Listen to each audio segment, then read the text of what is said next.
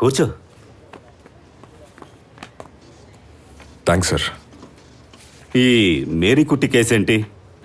ఆవిడ case విత్డ్రావల్కి home డిపార్ట్మెంట్ని సంప్రదించారు. Sir అది ఒక తిరుగుపోదు సార్. యాక్చువల్గా అసలేం జరిగింది? సార్ వాళ్ళిద్దరూ తాగి ఆ రోజు డ్రైవ్ చేశారు. అది అడిగితే పోలీసు వాడి మీదే చేసుకున్నారు. కేసు రిజిస్టర్ చేసి నెక్స్ట్ డేనే బెయిల్ మీద పంపించాను. ఓ, ఆవిడ కొట్టింది మిమ్మల్నేనా? ఏసై అయి పని sir. I'm the witness to the incident. మీతో ఉన్న పోలీసుని ఒక అమ్మాయి కొడుతుంటే మీరు చూస్తూ ఊరికే నిలబడ్డారు. సిగ్గుచేటు కదా? తిరిగి కొట్టలేం కదా సార్, కేసు మారిపోతుంది. ఓకే, ఇప్పుడు దీనిలో ఉన్న ప్రాబ్లం ఏంటంటే మేరీకుట్టి ఎస్ఐ సెలక్షన్ ప్రాసెస్లో ఉంది కదా. ఇలాంటి ఒక కేసు తనకి మంచిది కాదు. ఇదొక చిన్న విషయమే కదా, నేను దీన్ని విత్డ్రా చేసుకోనా? సార్ ఏం చెప్తున్నారు?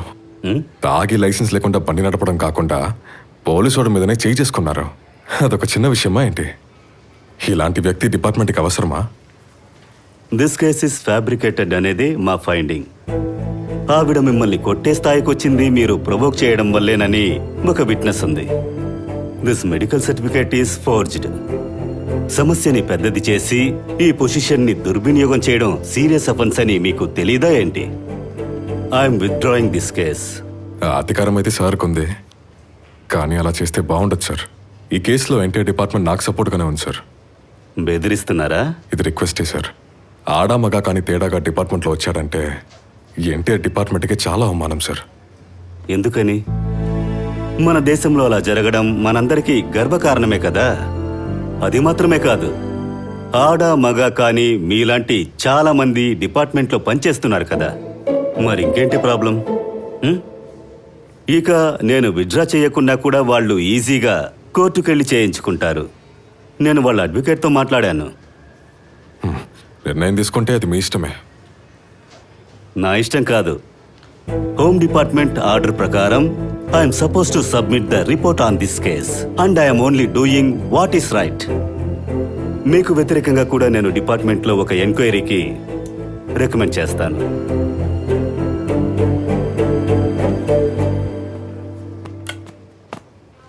Thank you sir. ఓసారి ఆగండి. మేరీకుట్టి దాన్ని డిసర్వ్ చేస్తుందంటే మాత్రం దాన్ని అచీవ్ చేయనివ్వండి. దానికి ఒక అవకాశం తనకు మనం ఇవ్వాలి.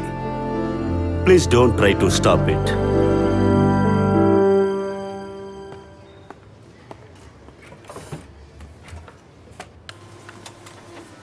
మేరీ అక్క, మిమ్మల్ని ఫాదర్ పిలుస్తున్నారు. ఏదో లెటర్ వచ్చిందట, ఐడి కార్డ్ తీసుకురమ్మన్నారు.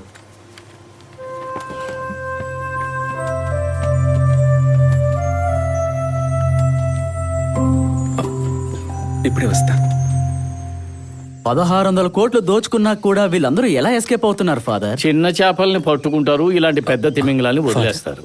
ఇదిగో తనే మేరీ. తను కాదు ఫాదర్, అది తనే మేరీ కుట్టి. నువ్వు ధైర్యంగా ఇచ్చేయి. ID card.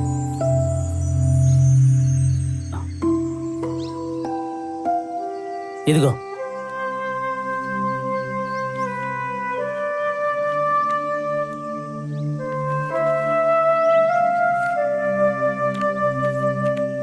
పెన్ను. నేను వెళ్ళొస్తాను ఫాదర్. ఓపెన్ చేసి చూడు. ఇప్పుడు ఇది ఇంకో కొత్త కేసా ఏమిటి? ఏంటి? నా పేరు మీద జీవితంలో మొదటిసారి ఒక లెటర్ వచ్చింది. ఏది ఏమైనా సరే ఇది కూడా ఒక అచీవ్మెంటే కదా ఫాదర్.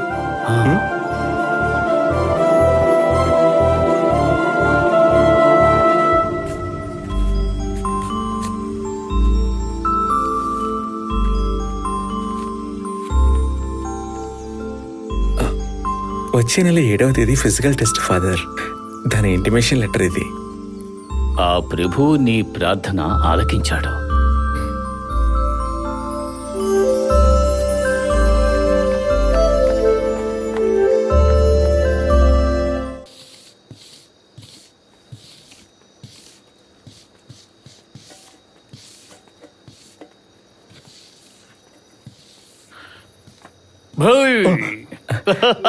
ఫాదర్ నేను భయపడ్డాను.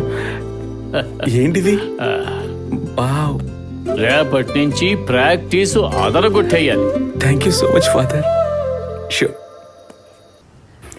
విషయం తెలిసింది. All the best. Thank you.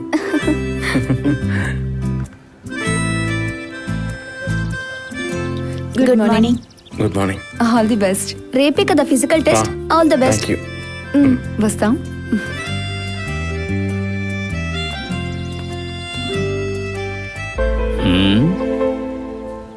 అందరిలోనూ గొప్ప మార్పే వస్తోంది కదా, ఏమంటావు? ఇక ఆచరించాల అవసరం ఉండదనుకుంటాను. అంతవరకు వచ్చావా? అది కాదు, రేపు ఫిజికల్ టెస్ట్ కోసం వెళ్తున్నాను కదా, ఆచరించాల పేరు మీద ఒక కెరియర్ సెక్యూరిటీ. ఎందుకు అది వద్దనుకుంటున్నాను.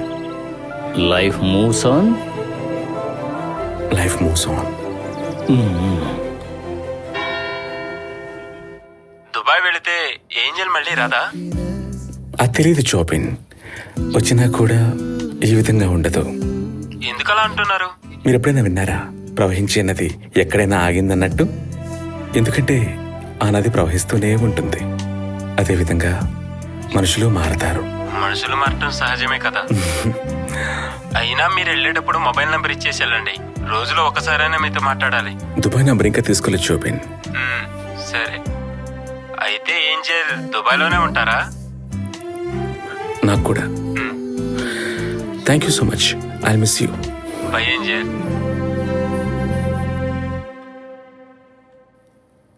గత కొన్ని రోజులుగా మీరు నాకు అందిస్తున్న ప్రేమాభిమానాలు, సంతోషానికి ఎప్పటికీ రుణపడి ఉంటాను. తప్పకుండా ఏదో ఒక రోజు మనందరం కలుస్తామనే ఆశతో ఇంతటితో ఈ కార్యక్రమాన్ని ముగిస్తున్నాను. This is RJ Angel signing off from vision FM. See you soon. Bye bye.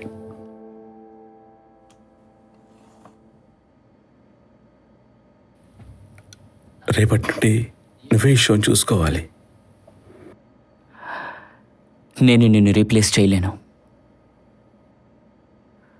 Because your the best.